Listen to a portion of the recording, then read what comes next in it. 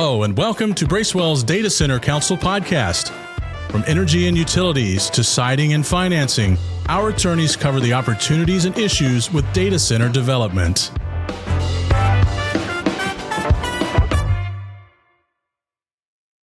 Hello, everybody. My name is Jared Berg, and I am back with another episode of the Data Center Counsel podcast. Happy to be with you guys today, and I'd like to introduce two of my partners who are joining us today, Ted Duver and Bryan Clark. Bryan Clark, you may remember from some of our previous episodes. Ted is a newcomer to the podcast, but another one of our regulatory experts. I'm a partner in our corporate and energy projects groups and one of the leads of our data center team here at Bracewell. And Ted and Bryan, you guys want to introduce yourselves? Sure. As Jared mentioned, my name is Ted Duver. I work out of the New York office. My practice focuses primarily in the power and gas regulatory space. And in particular, I have decades of experience working with generators, investor-owned utilities, cooperative utilities, and now most recently, data center developers, helping them navigate federal and state regulatory issues as they move to development, as well as working them on interconnection issues, which has become a hot topic most recently. And I'm Bryan Clark. I am a partner in the Dallas office focusing on energy projects and specifically where those projects sit at the intersection of commercial and regulatory issues impacting those project developments. As you might have guessed, today we're going to be talking some more regulatory issues. And specifically, we're going to try and get down to the bottom of what is driving trends towards data centers developing their own on-site generation and diving into, to some extent, why the regulatory environment is pushing us that way, not just from a regulatory perspective, directives or changes to the regulatory environment that are incentivizing or creating incentives to develop on-site generation, but also general market dynamics that are driving regulators to reconsider existing structures and existing processes, given the influx of really large loads that we're seeing kind of across the country, but in particular in Texas, ERCOT, Oklahoma, Ohio, Virginia, et cetera.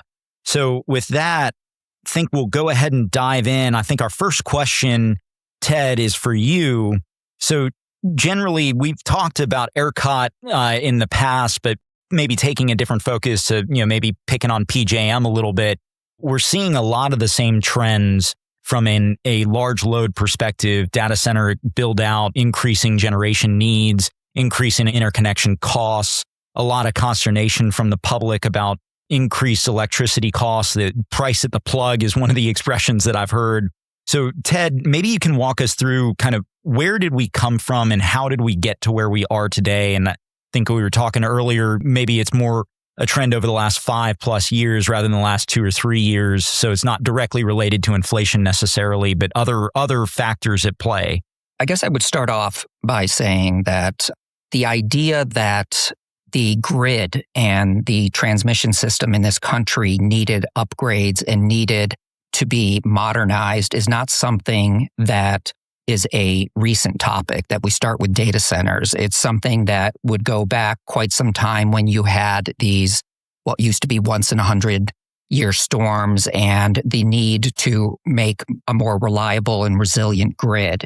And so regulators have always been dealing with how best to interconnect generation, how best to manage transmission grid in the markets. But most recently, what we've been finding is that, and over the last 5 years, for example, in PJM, capacity additions have exceeded 26 gigawatts. And if we look at the forecasts moving out into the future, that number is going to increase significantly. And these additions, what they've done is it has created a little bit of regulatory uncertainty. Most recently, obviously, the FERC has issued orders where it wants PJM to take another look at their large load interconnection procedures, and in particular, co-located load. And how is that generation that is going to be located behind the meter and is designed to exclusively serve the data centers and these large loads But obviously, these same generators can participate in the regulated markets. They can participate in the ancillary services market. The capacity markets and things of that nature. And so what we've been seeing over the last 5 years is with the speed at which these large loads are filing applications to get interconnected into the grid and come into the queue. And also, if you couple that with how quickly they can construct these facilities because they have an economic incentive to construct them and get them online as quickly as possible. And that is sort of at odds with how quickly either generation can be built or transmission can be built to support these facilities. And so what I think has been happening, and this is coming up to the recent past, is sort of the regulatory uncertainty of how these rules are going to end up at the end of the day, sort of the cross purposes that you see data center developers in terms of trying to control costs and get online as quickly as possible, and utilities not having the same incentives. And so you have these misaligned incentives. I think what that's creating is an environment where data center developers are looking at alternatives to interconnection. And so I think that that's what we'll be talking about a lot today, are what opportunities are there that are out there and why should those opportunities be considered. For sure. So if I were to summarize kind of what you were saying, and one of the big themes that we're hearing in data center development in general is speed to power. We've got to get online as quickly as possible. We've got to get massive amounts of power to these facilities. And we're in a race with China. And in order to win the AI race, we have to have as much compute power as quickly as possible. That speed to trying to get interconnections is running up against, the regulatory process, which in the past maybe worked, but when you have an influx of large loads like we have now, it kind of breaks down the traditional process a bit and results in long interconnection timelines, right? And so, Ted, I think part of what you were saying too is that because of the long lead time for interconnections, the regulators are starting to take another look at their processes, and at the same time, that is conflicting with the desire to get online as quickly as possible. And so it sounds like that's driving developers, data center developers, towards other solutions, alternative solutions. And you were mentioning kind of on-site power. So how does on-site power work in the PJM or any of the ISOs or RTO territories, like outside of ERCOT? We've talked a little bit about what it looks like in ERCOT, and we can maybe compare and contrast a little bit later on in the podcast. But what is holding people back from developing on site or pushing people towards developing on site aside from those trends? Are there opportunities to interconnect with the grid if you develop on site? Are you fully, required to be fully islanded? How does that work? Well, first of all, you're not required to be fully islanded. What you see in jurisdictions around the country, in New York and PJM and elsewhere, is what you're seeing is that this co-located load is not necessarily only going to be serving the data center on site. And so there are going to be opportunities to generate revenue if you interconnect. And that revenue would come from participating in, like I mentioned earlier, various markets, whether it's the ancillary services market where you are providing, like you have black start capability possibly, but in this instance, that wouldn't necessarily spinning reserves and regulation of the grid and the balancing on the grid. You have the opportunity to participate in those markets and not just those, but you have the energy market, the capacity market. What that does do though, is it does create a situation where the regulators have to look at how this co-located load is defined. Is it truly just self-supply behind the meter, like a lot of smaller distributed generation project, or is it more akin to a traditional generator that will be exporting power to the grid? And that's what's created the situation that I was discussing earlier, where regulators have to take another look and they have to revamp their rules, whether it's the interconnection rules and others, in order to be able to address this large influx of co-located load that I expect to happen only because of what we have been discussing, this sort of the the friction between getting a data center online as quickly as possible versus the realities of how, transmission upgrades are constructed and, the process for getting them constructed, the studies that you have to go through in order to get them constructed. They tend to be two different worlds. Got it. You were mentioning a little bit about the additional infrastructure that needs to be constructed and how that also kind of complicates the picture. And maybe we can talk a little bit about, at a relatively high level, when you're building infrastructure, and you mentioned earlier, Ted, that significant investment still needs to be made in the grid regardless of the data center influx. Maybe the public is perceiving this infrastructure upgrades and repairs and maintenance that needed to be done anyway. All those costs get folded into rate base, right? Maybe you can talk to us a little bit about how that works. Yeah, so what regulators do, whether it's on the state or federal level, what they do is whenever there are upgrades or additional, if the grid has to be improved or you have to add additional capacity, at times you will have the customer that causes those upgrades. They will be solely responsible for the upgrades.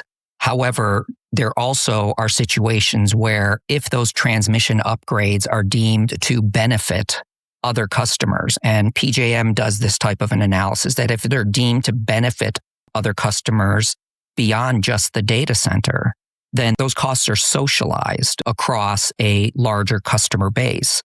And the way that I see it, at least at the distribution level, this is what possibly has been influencing public perception, because the messaging out there has been that when these data centers come online and there are going to be significant investments in the distribution facilities, then a rate case is going to happen.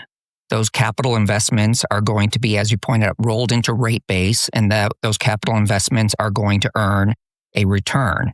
And to the extent that they are not assigned to a particular customer, but they are going to be allocated across all customers or customer classes, then it will have a possible increase on rates that all customers have. So it's an analysis that is done during the rate case process and during the study process to determine whether these are costs that will be either assigned to the individual customer or whether they will be socialized across all customers. And when we talk about these upgrades, and you mentioned, capacity increases and what have you, so maybe just putting hard examples in there. If you're building a let's take data centers out of the equation. If you're building a large manufacturing plant and you need an interconnection at a certain location where you have enough land to build that facility, you're talking about like increasing the amount of electricity that can be transported over the transmission lines that are going to be interconnected to that facility, right? Yes. And so maybe that also allows for additional capacity that could service other homes in the area, or maybe there's another manufacturing facility that gets built next door, or that kind of thing, right? Exactly. Because when you improve the grid, those grid improvements will benefit other customers, not necessarily that one particular large manufacturing facility. So it's normal to have the costs socialized because of the fact that when you do a type of benefits analysis, you will determine that the benefits do spread across a larger number of customers than a single customer. Right. And to some extent, it'll happen the same way on the generation side, right? When you build a generation facility, you also have to have enough capacity on the power lines, on the transmission lines to carry those electrons to, wherever they're going. So how is it that building on-site generation could solve any of these problems or maybe reduce some of the consternation? Again, getting back to the public perception that data centers are the cause of the increases in costs, which might not necessarily be true. Is there a way, how does building on site kind of mitigate those issues or mitigate those concerns? And Bryan, I promise we're getting a question to you here soon. Enjoy listening to it. Yeah, well, to the extent that you're islanding, like we've seen a trend, for example, in ERCOT, where you will get the data centers in order to get it online, you're seeing a trend to put in co-located generation behind the meter.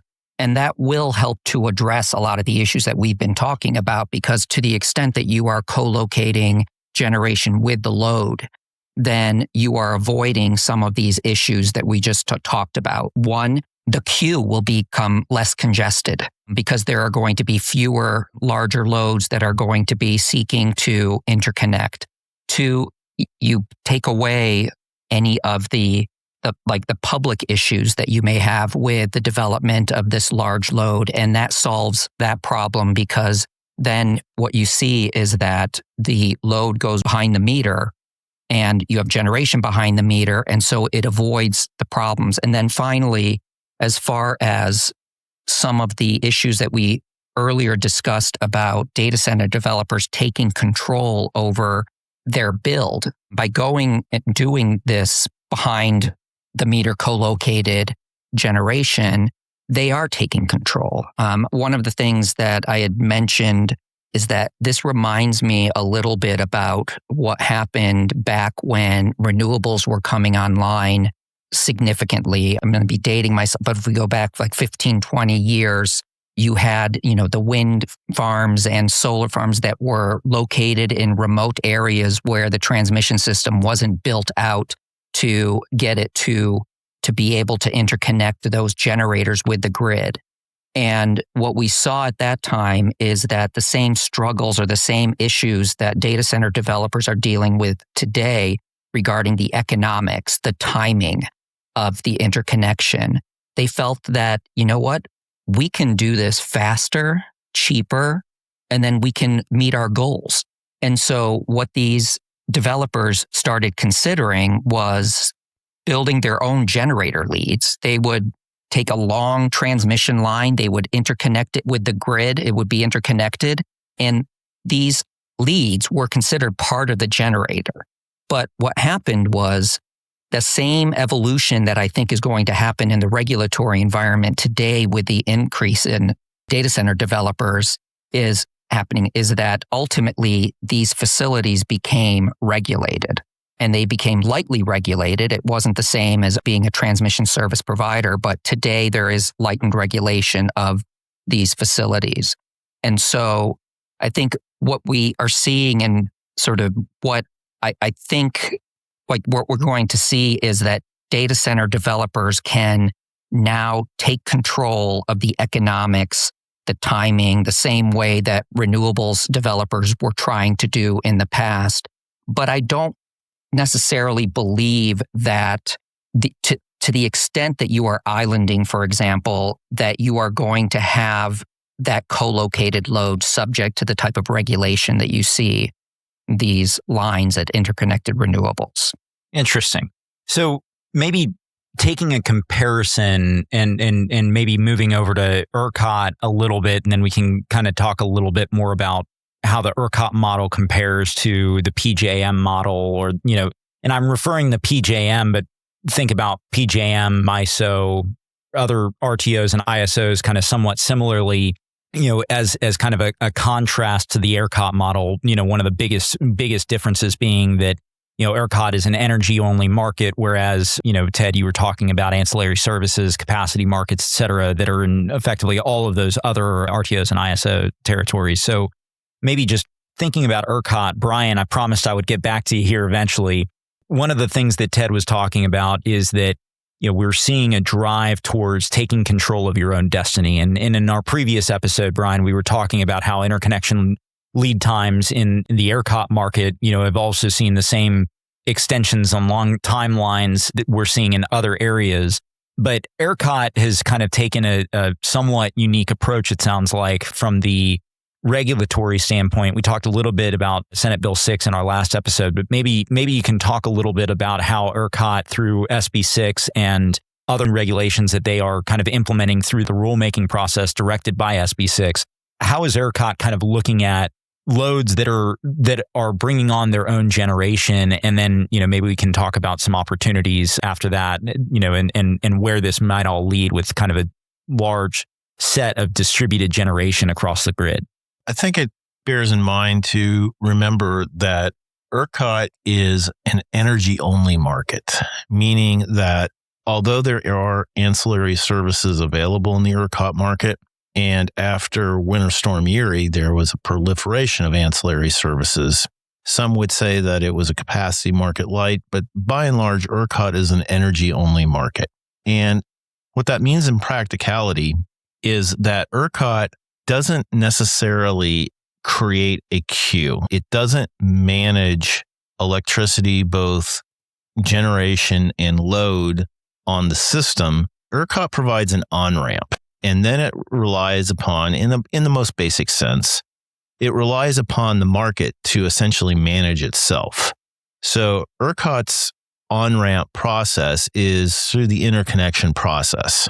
And as we have documented, as Ted has talked about earlier, when you look at ERCOT, that interconnection process, in particular with regards to load, is under change right now, to put it mildly.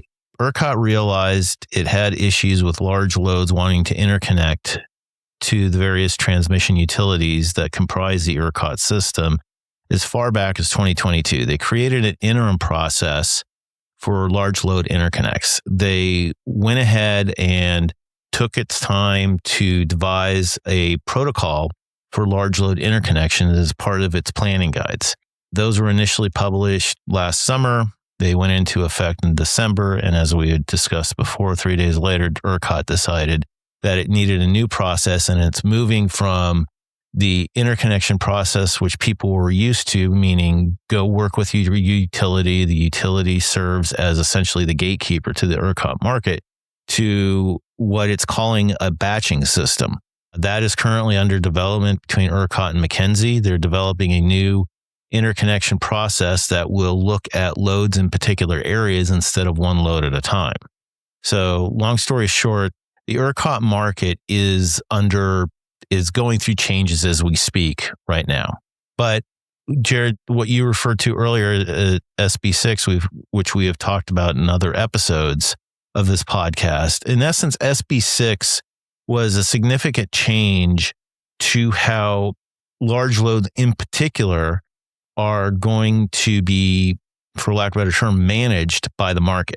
And this is based upon the rules that are being implemented right now based upon the legislation that was passed by the legislature in 2025 and signed into law by Governor Abbott in June of 2025. What these rules that are currently under consideration by the PUCT right now, they touch a number of different areas, but for our purposes, when it comes for large load interconnects and behind the meter generation that's co-located, meaning that it is located next to a load or near a load and also connected to the grid. And so what the PUCT is trying to do right now through the rulemaking process is to devise the rules so that everybody understands what the rules are for interconnect, being both load and the utilities. And so part of that is creating an interconnection process that will be applicable to cooperatives, investor-owned utilities, municipalities. And that will include things like the loads having to provide an upfront payment for the initial load studies. It was proposed at $100,000. That may change. It's, again, part of the rulemaking process. And as of right now, what qualifies as a large load is 75 megawatts or larger. And when it comes to things like a co-located behind the meter process, what the PUCT is looking at as part of this rulemaking process is how are you going to have a co-located facility? For instance, if you bring in a load next to an existing generation facility and want to make that load, be it a manufacturer, data center, what have you, co-located with an existing generation facility, there's going to be a hearing process to determine whether or not essentially that load it's proper for that load to take that energy off the market. At the same time, as part of the large load interconnection process, they're going to be evaluating whether or not you're bringing your own generation and how the load and generation are going to, if it's existing, how it's going to interact if there's energy emergencies on the ERCOT system, similar to what we faced with Winter Storms Uri and Elliott a few years ago. Meaning when you have extreme summertime conditions as well too, meaning that there is so much demand off of the grid that there is grid instability or fear of blackouts. So ERCOT issues energy emergencies, which allows utilities, hopefully, to avoid rolling blackouts. But to get to that, to avoid that, what the legislation has done is provided what is commonly referred to as the kill switch option, meaning that if a large load is interconnected to the grid and there's an energy emergency, if it doesn't have its own generation resource that's co-located, ERCOT with the utility can direct that those loads essentially to be shut off from the grid during the period of that energy emergency. Or if you do have a co-located generation resource with your load, it can order you to either receive electricity from your generation resource or dispatch that generation resource into the market. And using a sort of carrot and stick approach, ERCOT is also working with the PUCT, is also devising a demand response program for large loads. And what that means is, again, if there's periods of time of energy emergencies, that load can voluntarily shut down and receive payment from ERCOT. It's a type of ancillary service, receive payment from ERCOT for not operating. So essentially freeing up that facility's electricity usage to be used or distributed across the grid for other purposes. So maybe to summarize what you're describing as the environment in Texas, same large load interconnection queue, well, not necessarily a queue, but large load interconnection timeline delays, combined with maybe is driven partially by, the influx, partially by, the study process, and taking into account that because Texas is an energy-only market, you have to consider what generation is available on the grid when you're considering the infrastructure that's in place to bring these large loads online. At the same time, in order to address some of those issues, the legislature has come out with this bill that basically says, if I'm a data center developer, I'm basically looking at a long lead time, some uncertainty as to when I may be interconnected, given the changes in the interconnection process that are ongoing right now, and the prospect that ultimately when all these rules are finalized, my load that I think is critical and cannot go offline could be ordered offline by ERCOT if there's an energy emergency. And so if I'm seeking 5 nines reliability or uptime of 99.999%, I effectively have very few options to assure that kind of reliability. And one of them is build my own generation, because that solves the timeline issue and it solves the question of whether or not, my load will be disconnected. So Ted, I'm curious, are we seeing the same kinds of things in other states or I would assume that this is more of a state regulatory issue than it is kind of at the RTO or ISO level, but curious to your thoughts. It's actually both. You do have some of these co-located loads when they're interconnected with the grid, they're not eligible to participate in any type of state mandated net metering or any way where they can export to the grid and be compensated for that. The states, when they created such programs for distributed generation, they created them for smaller scale projects. They're typically capped at 5 megawatts or something like that. And then you can export whatever is not used by the customer that is interconnected with the grid. You can export and then receive compensation for it. So to the extent that these generators are going to be participating in wholesale markets, a lot of the same concerns that Bryan has been discussing for ERCOT exist, except you have a few others. You have additional markets where you're going to be able to participate in the energy markets I mentioned earlier, the ancillary service market, capacity markets. You have, whether it's participating in auctions, you have other concerns. And so there may be more complex issues, but I think it'll be a mix. So if, on the other hand, you are islanding yourself and all of that, then you don't really have any concerns. Now, as that being said, like as far as state regulation, sort of thinking about it now, there is still, like states have concerns and states will try to apply their reliability concerns. And if you have any type of large, whether it's a generator or load that's interconnected, the same types of reliability concerns that Bryan was mentioning would apply in other jurisdictions. So I guess the way that I would summarize it is there's no real uniform solution that currently exists. You have to look at the regions where this large load is going to be interconnected. You know, what is right for PJM may not be right for SPP. Yep. And what is right for a state like New York, where you have a deregulated generation market, a market where distributed generation of this size would not be able to export to the grid. And then you look at vertically integrated states where you have regulation of both not only the transportation component, but the generation component. So I think the lesson that we can take from all of this is that there is no uniform solution. And, you know, we'd have to do a full scale analysis of every jurisdiction. And that would be the subject of about 25 or 30 podcasts. So I think to your point, Jared, that you've been stressing, and I agree with, is there is regulatory uncertainty right now.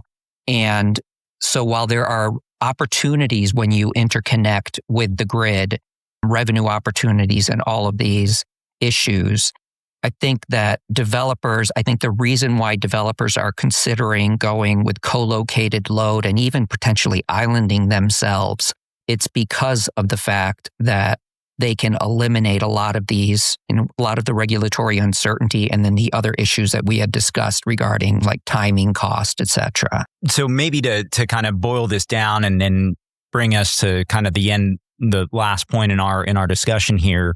So as we've discussed, we're seeing trends that are pushing developers towards taking control of their own destiny. And as we see kind of regulatory changes across different states, implementing different solutions that work best for their states, maybe a few implement a kill switch type option like we see in Texas in the ERCOT region. Maybe we see other alternatives, maybe cost shifting more towards data centers to the extent that additional infrastructure has to be built out. But at the end of the day, what we're seeing a lot of is a trend towards building your own generation or bring your own generation.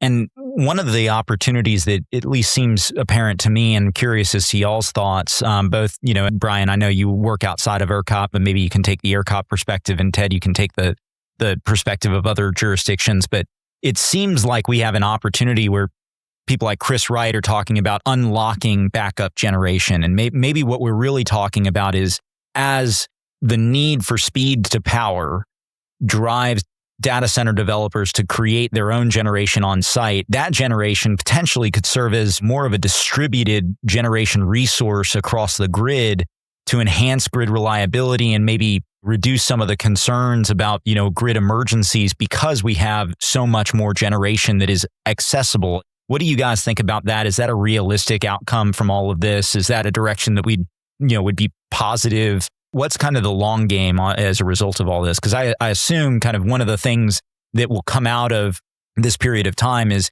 there's regulatory uncertainty now, but that won't exist forever. And eventually the interconnection times will decrease. We'll have faster interconnection times is what I'm trying to say. And other issues, as far as what the process actually looks like, that'll get ironed out. But in the meantime, we're going to have all these generation resources. Like, what does the future look like to you guys? Well, I think you actually summarized it well. I think what the future does see is, one, a lot of the issues that we're talking about right now will get solved. Sometimes regulators and the industry sort of is playing catch up. And so it's sort of, we have to get to where we need to be. And so I believe that, a lot of the regulatory issues that need to be addressed that would allow, for example, the co-located load to be active participants in the market, to provide true benefits to the energy markets, to provide that balancing that is needed to increase the reliability and the resiliency of the grid. I think the focus and the narrative that has currently been is all the problems that data center development is going to cause when it interconnects with a grid, whether those problems are based on grid stability or the problems are pricing. I think once these issues get figured out, I believe that as more and more developers consider co-located loads and see the benefits that come from it in markets around the country, I think that this will get figured out and they will become valuable resources, not just as backup power or as the primary source of power to the data centers, but they will be seen as valued resources to the grid. As load is going to continue to increase and we need more generation. Whether that generation is an independent power producer producing on the grid or it's a generator that is co-located with load but can provide many similar benefits. I think that the future, we are going, maybe people say a bumpy road right now, but I think it'll smooth out. Awesome. I would tend to agree with that. And from an ERCOT perspective, I think what you're going to see is market-based solutions. And primarily that comes from, there's an incentive to build, I believe, behind the meter co-located facilities. Facilities that their primary function are going to be to serve a particular load. And I think a lot of that comes from two things. First, you're going to have very large manufacturers that need to have facilities to maintain a manufacturing schedule. And second is with the advent of data centers. You're seeing an exponential increase in the number of data centers being planned for Texas. And some of these are quite large, in excess of a gigawatt. Now, a number of these data centers that are large with a gigawatt or more of capacity are essentially staging themselves into usage, meaning they'll start off with 200 megawatts, increase to 400 or 600, and eventually scale up to their gigawatt or more. That is a significant amount of electricity. You're talking about one facility using enough electricity to power mid to large size cities like Austin or El Paso. I mean, just a significant amount of electricity. And so I think what you're going to see is those facilities, as Jared pointed out, the data center facilities in particular, need to run at 5 nines, which translates into not having any electricity for an hour or two a year. Now, you could have a thunderstorm come through in the summertime or any type of adverse conditions that can knock out power for 5 or 10 or 15 hours. And again, you have busted through your 5 nines reliability. So these facilities need to have electricity basically 24/7, 365. But their facilities may not use the full capacity. So that's why they're going to be co-located. So you'll have electricity generating facilities, and that can either be renewable, a combination of renewable or dispatchable to meet the needs of that center. And then they'll have excess amounts that they'll want to participate in the ERCOT market by selling into the market. And so I think you're going to see a market response to serving these loads, plus essentially having backup generation facilities or backup sources for the market that can be dispatched on an economic basis. So as Ted said, it's going to take time. It's going to be a bumpy road. But from a Texas or ERCOT perspective right now, the PUCT is essentially trying to set the rules for the road and working with ERCOT on the new batching process. Once the rules are finalized and parties can move forward, I think they're going to take certainty in knowing what these market rules are. And so long as the regulators or whatever come in and reset the table, as long as that doesn't happen, which I don't think it will, then you're going to see a proliferation of generation that is going to serve primarily the large loads, but it's also going to provide essentially economically dispatchable power that will help stabilize the market. That's a really good point, Bryan. Ted, go ahead. Yep. I just wanted to add one thing that I think point that Bryan had just made sort of remind me is this notion of having sort of the backup power and having, you have to run, these they run 365 days a year, 24/7.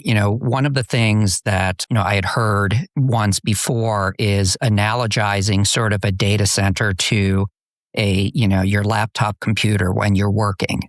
And and that when you're in the middle of a document, you're in the middle of something if it were in my case, if I were in the middle of an Excel spreadsheet and I lost all of my work because my computer crashed, I'd lose it. But I think that that's the way that the world works for some of these data centers, in particular when they have counterparties that are expecting 100% performance, when they contract with these hyperscalers to provide various services in these centers and they don't have the power to run, you wonder what that impact will be to these counterparty obligations that they have.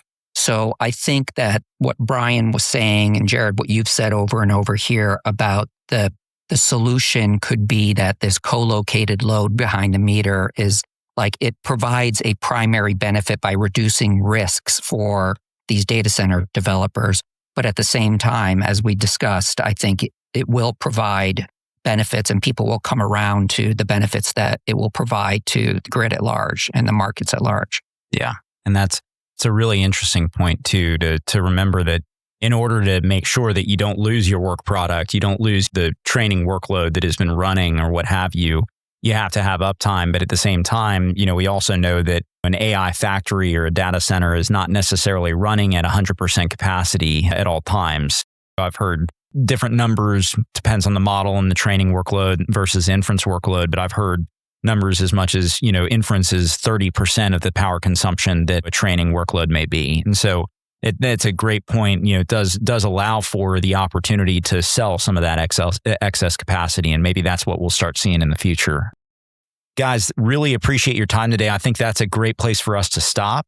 This has been another episode of Data Center Counsel. Thank you, everybody, for joining us. Ted, Bryan, thank you very much for your time and for talking through all this with us. And we'll look forward to future episodes talking about financing, talking about FERC regulatory issues, and other new areas where we're seeing future development. So again, thank you, everybody, for joining us on another episode of the Data Center Counsel, and we will see you next time.